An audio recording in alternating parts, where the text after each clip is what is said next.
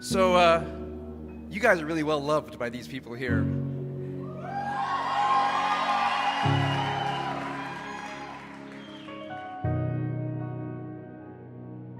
This chuppah that we're standing under, there's one tradition that each of the poles of the chuppah stand for a different part of Jewish marriage. And the four poles are ahava, which is love, achava, which is kinship, shalom, which is completeness, and re'ut, which is friendship.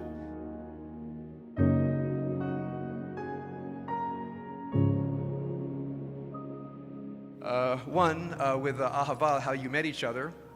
You were absent when Arya first began to frequent your home. I think Daniel had something to get into that happening, and all he knew, there was an empty chair, and it was Tess, and she's a really cool person, and you hadn't met her yet.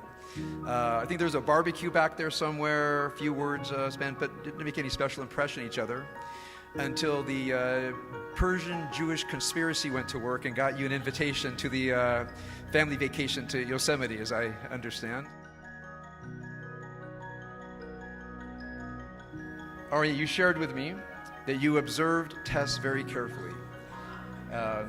You observed that she had great energy, and this is a big compliment coming from you. She did not make you feel uncomfortable, right? And there's a part of you, you have very high standards for how you spend your time, people I want to be with.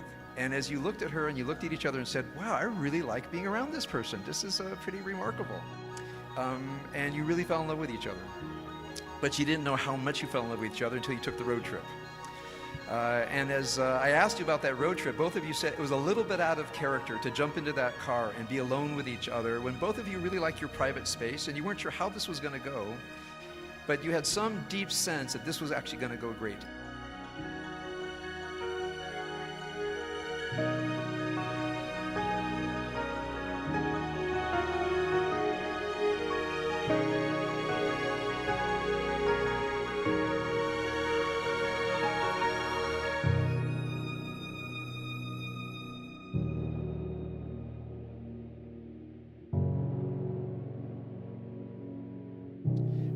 Arya, I asked you what in particular Tess brings to you. And you shared with me that because you're an extrovert and because you're kind of bubbling, going after the next thing, that she brings you a sense of stability, a sense of perspective, both seeing other points of view and her great analytic mind. You have a sense of purpose. She helps keep some of your excesses in check and teaches you compassion. And she's taught you a certain softness about people.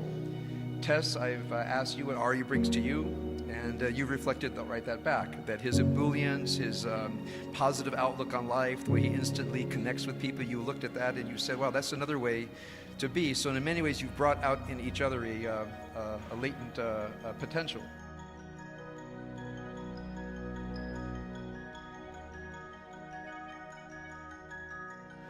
The last pole is called re'ut, which is friendship.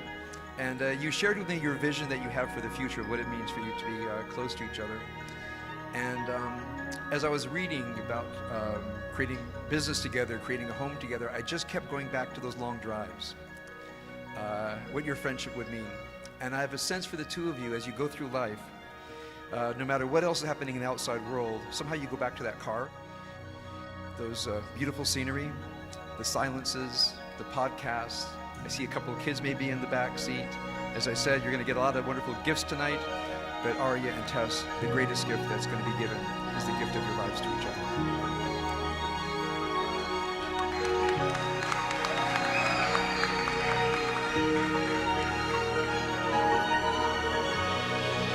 Mazel tov.